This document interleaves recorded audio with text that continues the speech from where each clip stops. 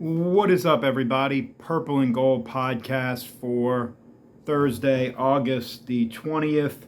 I wanted to jump on and talk about the temporary restraining order that this judge in Louisiana has issued and how it might affect Jack Pyburn returning to LSU football, among some of the other issues that are at play. So let's briefly explain what happened.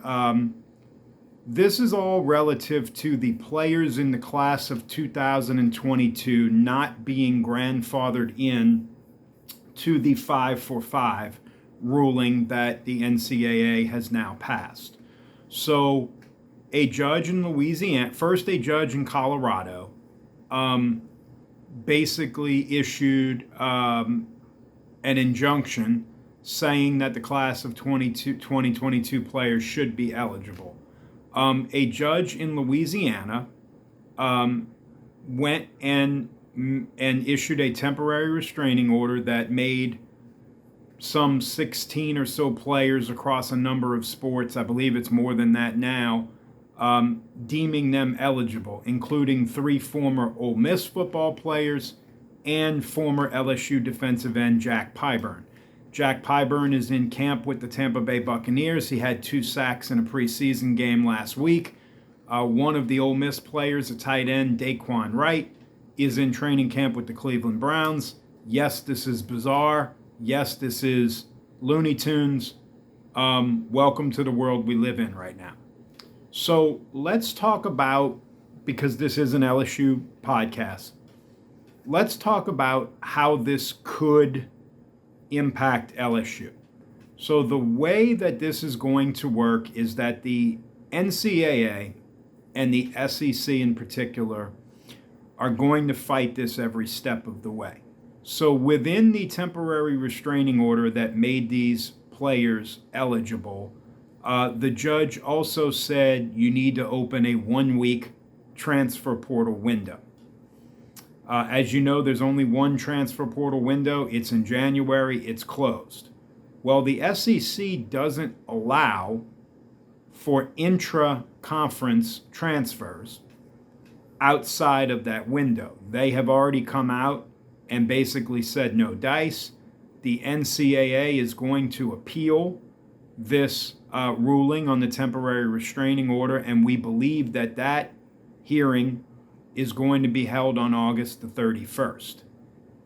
In the event that, because there are going to be many more lawsuits, there are going to be individual players cut from NFL teams from the 2022 recruiting class who will probably file additional lawsuits. The NCAA thought they were doing the right thing by not issuing a blanket waiver to the 2022 kids. They thought having a bunch of the 2022 kids come back for a 5th year would take spots away from young people. And the NCAA basically said, look, we know kids a little older than you had an extra year from COVID. We know the kids coming behind you are going to be in the 5-for-5. Sorry you were in this little window where you didn't get to play 5 years. And there is a difference between Jack Pyburn and his case and, say, the case of like R.J. Lewis, who's trying to become eligible on the LSU basketball team. R.J. Lewis gave up his college career. He chose to go to the NBA. It didn't work out for him. He never actually played in a G League game, but he did sign a 2-way contract. It didn't work. He wants to come back to college. Jack Pyburn was told you don't have any more eligibility. And so were some of these other athletes. So how can this work? Well, if Jack Pyburn is cut by the Buccaneers on, I believe it would be August the 30th is the NFL cutdown day. And the next day, this this temporary restraining order is upheld, Jack Pyburn would be eligible on September 1st to join the LSU football team. LSU has a need at defensive end. He knows Blake Baker's scheme. He's best friends with Will Weeks. He liked his year here at LSU. I think it would be an easy fit. Now, Jack Pyburn had a nice first game with Tampa Bay. He is not expected to make Tampa Bay's final 53-man roster. That certainly could change. He also could, when he's cut, could be picked up by another NFL team. Obviously, Jack Pyburn gave his lawyer the ability to go out and seek this temporary restraining order. Matt Moscona and others have reported that Jack Pyburn does in fact have an interest in coming back to LSU. So we wait, and we wait to see if he's cut. We wait to see if the temporary restraining order is held up. There are 3 Ole Miss players, and I want to talk about 2 of them because they chose to join this lawsuit in Louisiana, I think, for a reason. One of them is tight end Daquan Wright, who is in the same situation as Jack Pyburn. He is in NFL training camp with the Cleveland Browns. No idea whether or not he would make the team. He had 600 yards as a tight end in Lane Kiffin's system last year at Ole Miss. He knows the system. LSU could use a tight end behind Trey'Dez Green.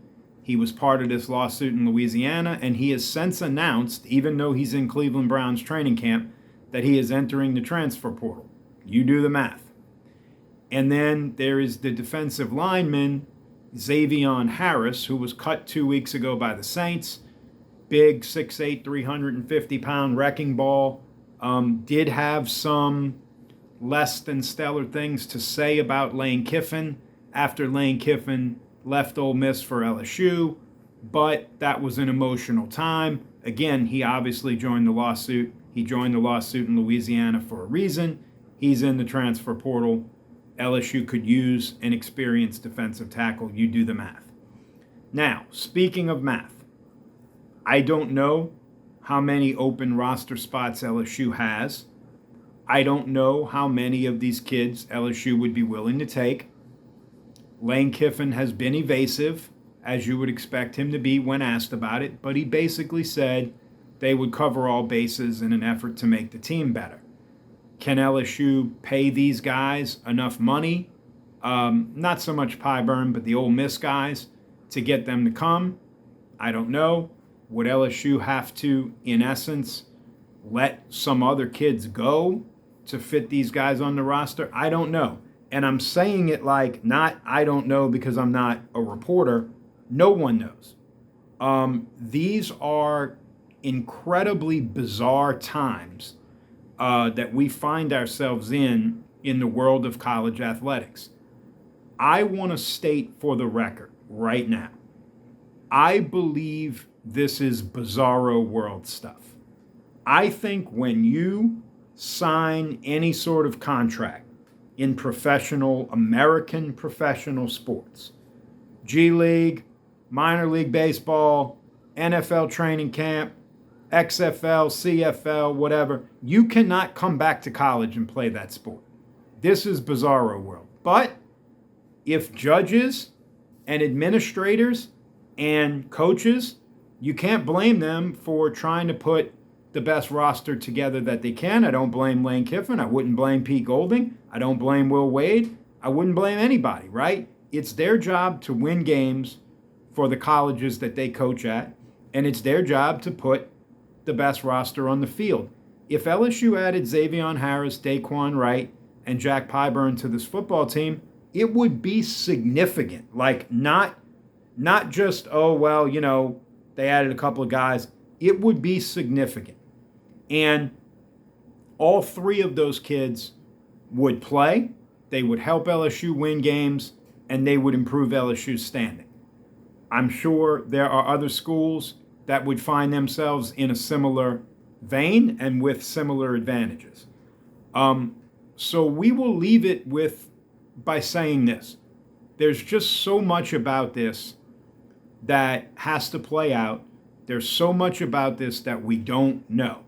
Here's what we do know. Jack Pyburn has an interest in returning to LSU if he doesn't make the Tampa Bay Buccaneers football team. If he played in any games under the temporary restraining order and then was later deemed to be ineligible, there would be no punishment. There would be no punishment to Pyburn. there would be no punishment to LSU. So if the appeal by the NCAA is not heard prior to college football games kicking off, and these players play in games, there's no downside to that for the team or the coach or the player. That's about what we know.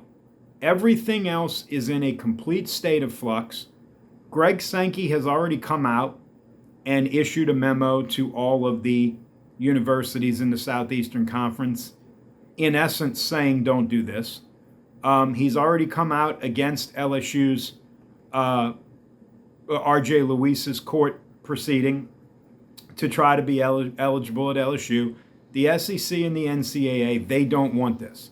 They are saying no dice. We will be here to keep track of it all, and we will be back soon to preview actual position groups on an actual football team, the LSU Fighting Tigers. Until then, please like, share, subscribe, be good to one another, always boot up, hold the rope, and always, always, always, go Tigers.